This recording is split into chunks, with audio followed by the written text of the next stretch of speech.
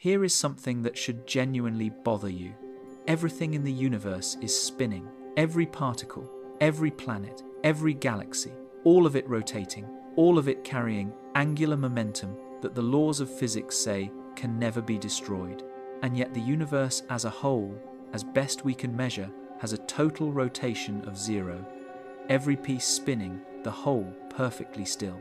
That is either the most extraordinary coincidence in cosmic history, or it is a law of nature that no one has been able to explain.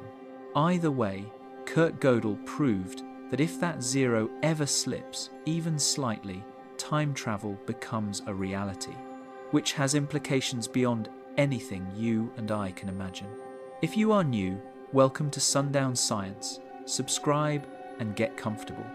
We are about to follow rotation from the smallest thing in physics to the largest, and discover that the universe keeps perfect books on something whose origin it completely refuses to explain.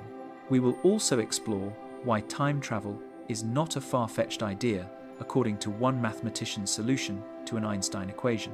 Now settle in and let's ease into this.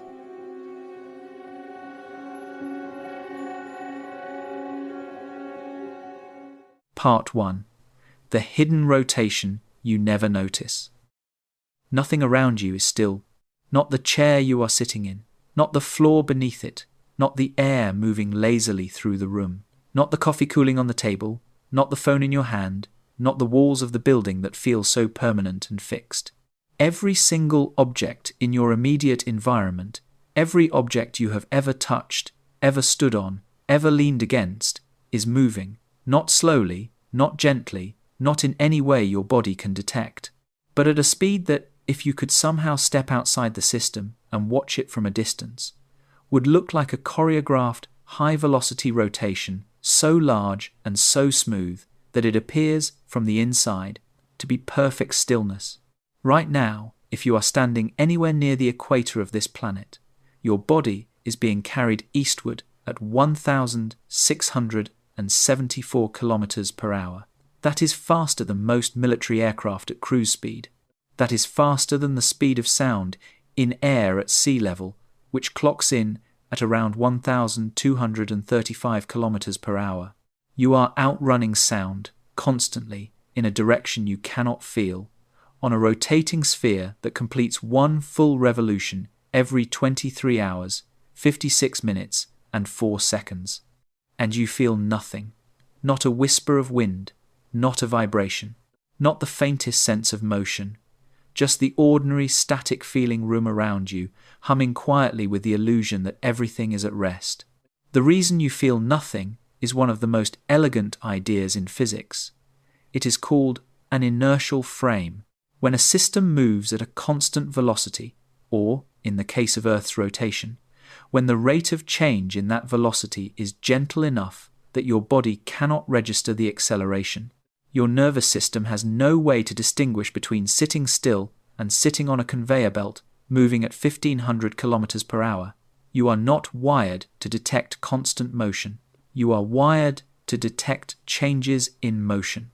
The moment something accelerates or decelerates sharply, you feel it.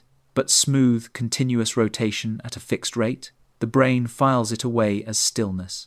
It is not a failure of perception. It is an accurate description of your reference frame. Inside the rotating system, the physics is identical to being at rest. Only when you compare your reference frame to something outside it does the motion become visible. And here is what makes this genuinely strange. The atmosphere above you is doing the same thing. The oceans are doing the same thing. The jet streams carving through the upper troposphere at altitudes of 10 to 12 kilometers are doing the same thing. Every layer of the system is co-rotating with the surface, entrained by friction and gravity into a synchronized spin that keeps the whole envelope of air and water and crust turning together as one coherent, layered structure. The atmosphere does not fly off into space while the Earth rotates beneath it. It holds on.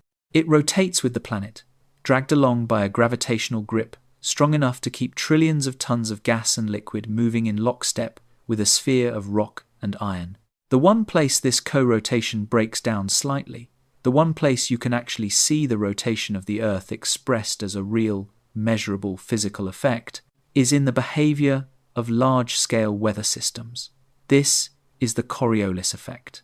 When air masses try to move in a straight line across the surface of a rotating planet, the rotation of that planet deflects them. In the northern hemisphere, moving objects are deflected to the right. In the southern hemisphere, they are deflected to the left. Hurricanes and cyclones spin counterclockwise in the north and clockwise in the south, not because of some inherent preference in fluid dynamics, but because the ground beneath them is rotating. And the Coriolis effect is the universe's way of making that rotation visible at the atmospheric scale. Every time you look at a satellite image of a hurricane, you are looking at proof that you are already inside a rotating reference frame. The spiral arms of the storm are a signature. They are the Earth's rotation writing its name in the clouds.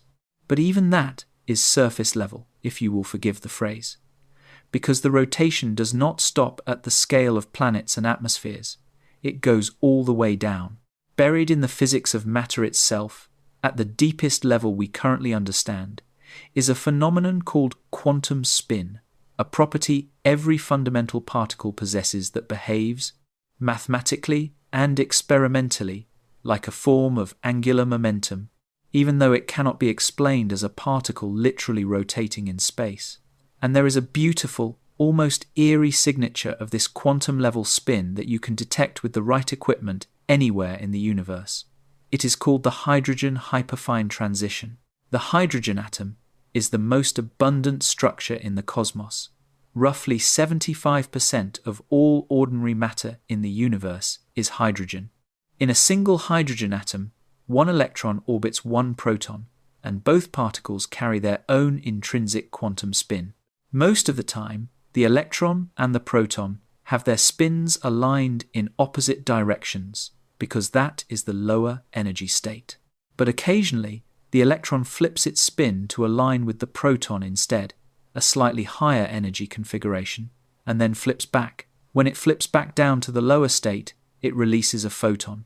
That photon has a very specific frequency, 1,420,405,751 Hz, 1.42 GHz, precisely. Not approximately, not roughly, exactly. It is so stable, so consistent, and so universal that radio astronomers use it as a standard beacon to map hydrogen gas across the galaxy. The universe is broadcasting this frequency from every hydrogen atom that has ever undergone this transition, which means from nearly every corner of observable space.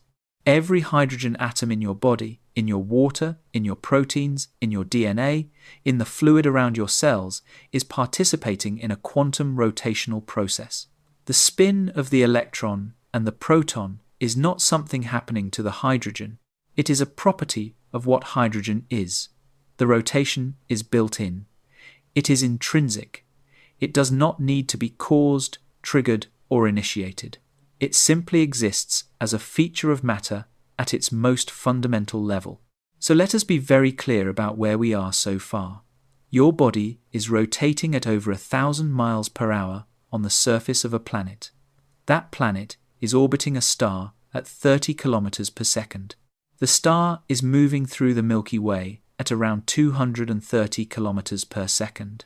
The Milky Way itself is falling toward the Virgo cluster at roughly 600 kilometers per second.